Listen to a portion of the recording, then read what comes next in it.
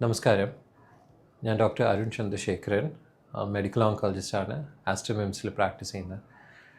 നമ്മളെല്ലാവരും ഈ ഒരു റീസെൻ്റ്ലി ആയിട്ട് ഈ റഷ്യൻ ക്യാൻസർ വാക്സിനെ പറ്റി കുറച്ച് കേട്ടിട്ടുണ്ടാവും.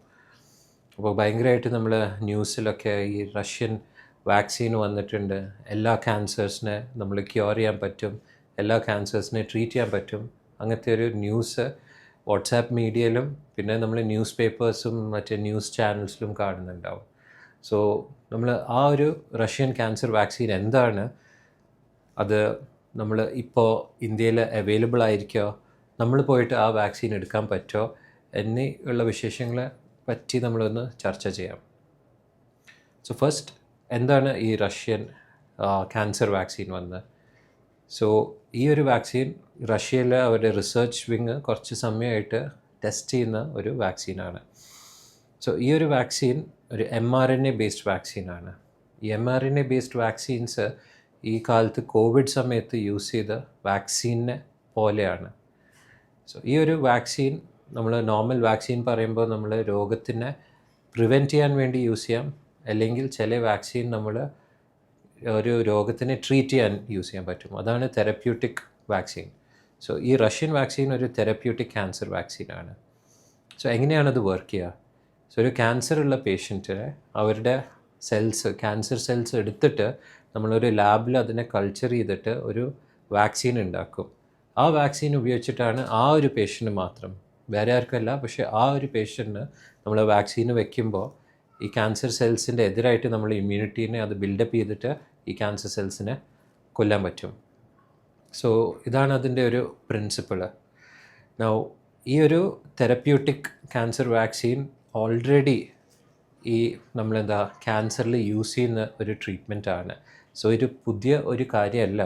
നമ്മൾ മെലനോമ പറഞ്ഞാൽ ഒരു സ്കിൻ ക്യാൻസർ, പിന്നെ ഈ പ്രോസ്റ്റേറ്റ് ക്യാൻസറിൽ ഓൾറെഡി US അപ്രൂവലുള്ള ഒരു വാക്സിൻസാണ്.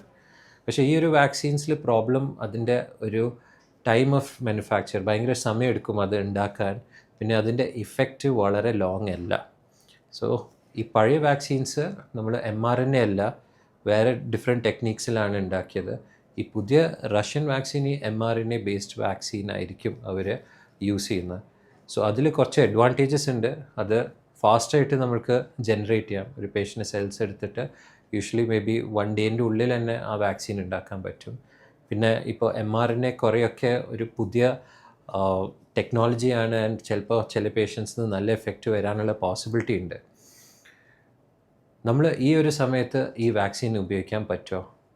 അതിൻ്റെ ആൻസർ ഇല്ല. ഈ ഒരു വാക്സിൻ ഇപ്പോൾ പ്രീ ക്ലിനിക്കൽ ടെസ്റ്റിങ്ങിലാണ്.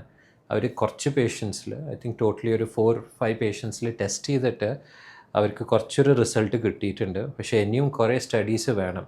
ഒരു കുറച്ച് പേഷ്യൻസിൽ മാത്രം ടെസ്റ്റ് ചെയ്താൽ പോരാ, അത് മൾട്ടിപ്പിൾ പേഷ്യൻസിൽ ടെസ്റ്റ് ചെയ്തിട്ട് അതിൻ്റെ റെസ്പോൺസ് എങ്ങനെയുണ്ട് നോക്കിയിട്ട് പിന്നെയുള്ളൂ ഈ വാക്സിൻ നമ്മൾക്ക് യൂസ് ചെയ്യാൻ പറ്റുക. രണ്ടാമത്തെ കാര്യം, ഇത് നമ്മൾക്ക് അറിയില്ല ഇത് ഏത് ക്യാൻസേഴ്സിനാണ് കൂടുതൽ ഇഫക്റ്റീവ്, ഏത് ക്യാൻസേഴ്സിലാണ് കൂടുതൽ യൂസ് ചെയ്യാൻ പറ്റാത്ത.